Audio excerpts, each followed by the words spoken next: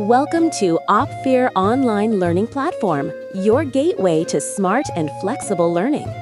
In this short guide, I'll show you how to seamlessly create an account on Opvir and start your learning journey. To begin, open your browser and go to https://opvir.online.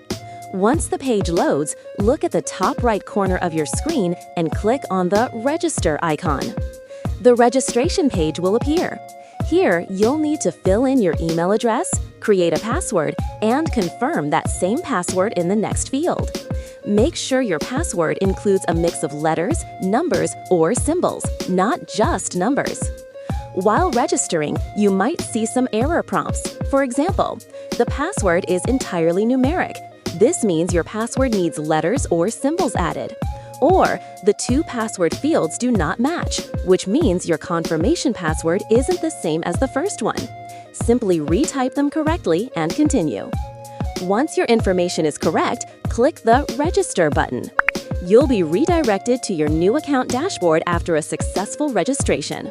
Congratulations! You've successfully created your Opvir account. You can now explore available courses, enroll, and begin learning at your own pace. Welcome once again to Opvir online learning platform. Learn, grow, and succeed.